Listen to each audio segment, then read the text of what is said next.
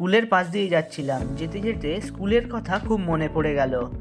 তাই সোজা স্কুলের কাছেই চলে গেলাম। গিয়েই প্রথমে চোখে পড়ল আমাদের স্কুলের নির্মল বিদ্যালয়ের অভিযানের একটি দেয়াল চিত্র। স্কুলের ভিতরে প্রবেশ করে আমার খুব ভালো লাগছিল, কারণ অনেক দিন পর আমি আবার স্কুলে এলাম। প্রথমেই আমি স্কুলের মাঠটিকে দেখে খুব খুশি হলাম। মাঠটি যেন আমার কাছে এখন অচেনা হয়ে উঠেছে। আগে এই মাঠে বন্ধুদের সাথে কত খেলা করেছি, কত না আড্ডা মেরেছি। তারপর ভিতরে গিয়ে দেখলাম বিদ্যাসাগর মহাশয়, নেতাজি সুভাষচন্দ্র বসু, নিকুঞ্জ সেনের মূর্তি এবং স্বামী বিবেকানন্দও ছিলেন। তার উপরে যাওয়ার জন্য সিঁড়িতে সূত্রের বাহার। এই সূত্রের পিছনে লুকিয়ে আছে একটি সুন্দর কাহিনী। আমাদের অঙ্কের মাস্টার মহাশয় বলতেন, তোরা সূত্রের জন্য অঙ্ক ভুল করিস।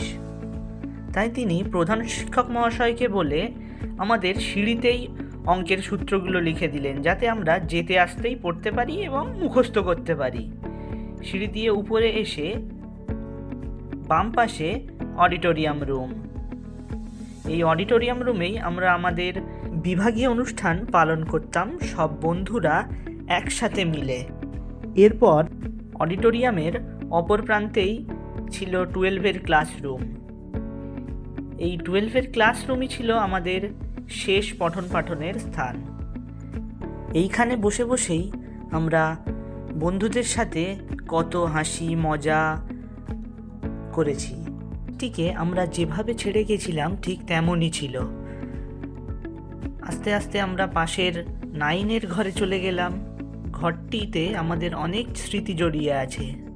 এইবার আমরা যেতে চলেছি নিচের ক্লাসরুমগুলিতে, যেগুলিতে ছাত্র অবস্থায় আমরা প্রথম প্রবেশ করেছিলাম।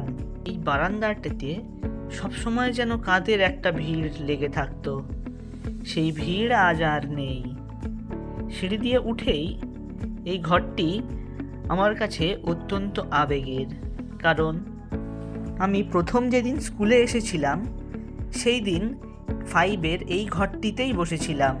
এখনও মনে আছে, ঘরটি ছিল 5-এর সেকশন বি। পাশে ছিল 5-এর অন্যান্য সেকশন সি, ডি। এছাড়াও ওই সাইডের ঘরটি যেটা দেখা যাচ্ছে সেটি ছিল 6B। এটাই হলো আমার প্রাক্তন বিদ্যালয়, সপ্তগ্রাম সর্বেশ্বর উচ্চ বিদ্যালয়।